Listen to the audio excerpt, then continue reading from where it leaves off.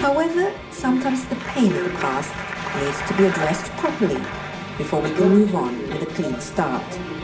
And in this case, perhaps a review of the more complex parts of the country's painful history should still be looked into.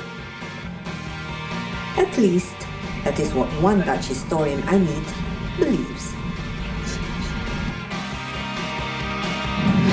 Professor Henk, there is a sense that when we talk about Indonesian-Dutch relations, that the desire is to, let's look to the future, forget about the past and all its bitterness and sorrow and roller coaster relationship. But somehow we need to face the fact that we do have a long history behind us. And we cannot ignore the past. We share a long and indeed also very complicated history, but we cannot turn our face just away and only look towards the future.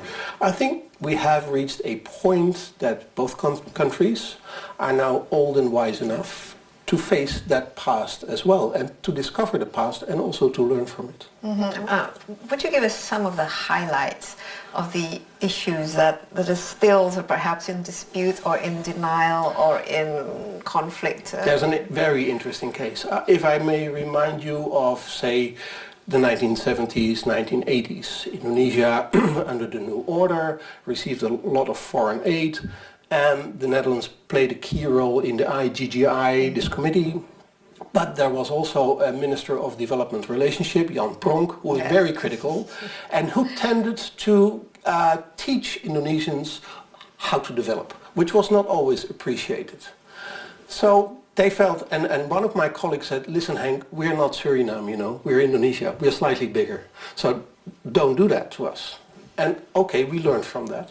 And I think we, at a certain point, reached the point that we're now equal partners, which was, after the revolution, very difficult for the Dutch to accept. That Indonesia was now an independent country on the same level as Holland. The Dutch were unwilling, unable to accept that. But recently, there is a new interesting development. In Holland, there are more and more voices and reports, newspaper articles about Dutch atrocities during the revolution. So we proposed to do an in-depth investigation on the nature of military violence during the revolution. Because 100 to 300,000 Indonesian people were killed. And we should know and understand how that could happen. Interestingly enough, partly also on the advice of the Indonesian government, the Dutch government said, well, we better don't investigate that. The Dutch government will not support that because the Indonesians do not appreciate that. Because for a variety of reasons, I think, on the Indonesian part, they want to look at the future. So now we are in a position that we actually want to do something, and then the Indonesian government said, well, maybe you better don't do this. That's a very interesting, that's an interesting experience. So I can now understand how you felt in the 1970s when Pronk said, you should do this, you should do that. But this is not the way, I think, to approach history. We should both approach history, learn what happened in those dramatic years of the revolution, and understand what happened. And we, the Dutch and the Indonesians, were both involved. And I think if historians from both sides meet each other, talk with each other about it, and learn from each other, we understand each other much better.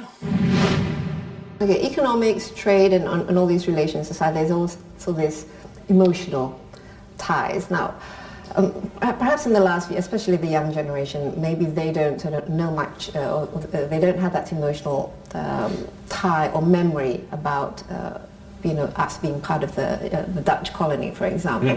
But how is Indonesia, still being viewed in the Netherlands? Yes, is it something that's okay, that's part of the past, or does it still have this kind of nostalgic or emotional tie? That 1 in 10 Dutch people have a bond with Indonesia. Myself, my dad lived here for 30 years, my mom lived here for 10 years, long before I was born. So all the stories I heard in my youth were about Indonesia. So when I came to Sukarno-Hatta airport and I smelled the smell and I felt the climate, this was immediately all the positives I learned from my family. And all my brothers and sisters, I have 7 brothers and sisters, 6 of them were born in Indonesia. I'm the only one born in The Hague. So, and 10% of Dutch population has these direct emotions, ties. It is nostalgia to a certain extent. At the same time, it is a fantastic base to build this future relationship. Because, of course, the Indonesia of the 50s and 60s is not longer there. You have now developed into one of the fastest growing economies in the world, and we have had our developments in the Netherlands.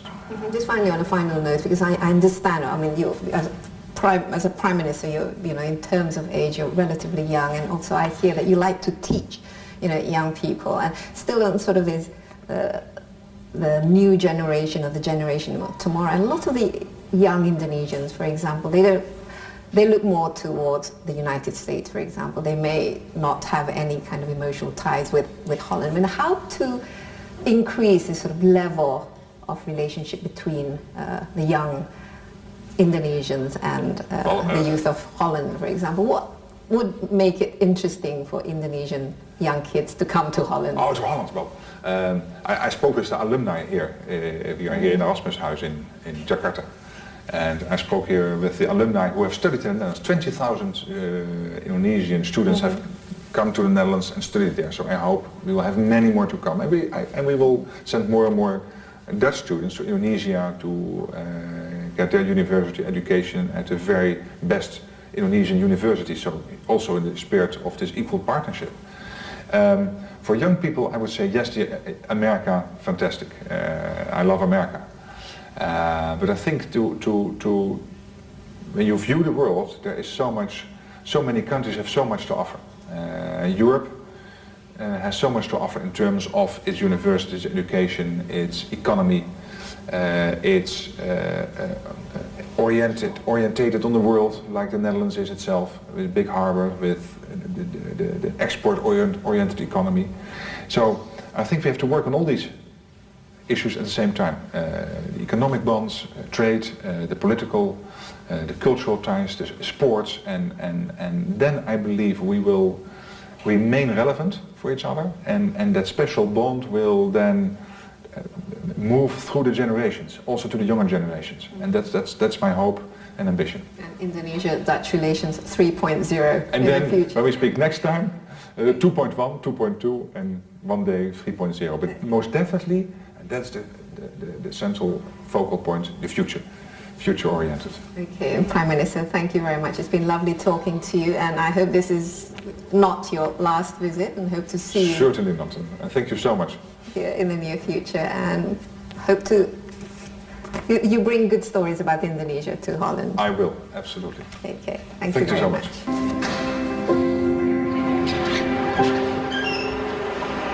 Indonesians today are more familiar with English-speaking Western culture than that of the Dutch. As a matter of fact, other than words derived from the Dutch language, there's little that reminds Indonesians of their former colonial ties in everyday life. It is heartening, therefore, to meet Dutch professionals and young people who are not only interested in strengthening ties between the two countries, but who actively seek to expand relations and generate interest in Indonesia amongst the Dutch themselves. I talked to Jesse, president of Indonesia-Netherland Society, as well as to Renee, who heads the youth version of that society and who had studied in Indonesia. Now you've formed this Indonesia-Netherlands Youth Society. What do you hope to get out of it? And do you get a lot of young Dutch people interested in joining the society? First of all, we hope to create friendships, because through friendships we believe countries are well, their political relationship, bilateral relationship, is based on friendship, people-to-people contact, I believe. So if on a youth level we can create friendships by connecting Indonesian students to Dutch students, when these people become older, become professionals, CEOs, politicians, they can simulate the relationship in the future. So that is one of our main reasons. create dialogue and stimulate friendships. How about you, Jesse? You've visited Indonesia quite a few times. What's your impression? One of the things every time that I be there strike me is the enormous ambition to bring this country forward, and you see this ambition that it's not only growth for the matter of growth, but also sharing all these values and sharing the profits from growth with a larger and larger community. And so this energy, this power to change, I think has been the success of Indonesia in the past 10 years, and is also the base for the coming 20 years to build on.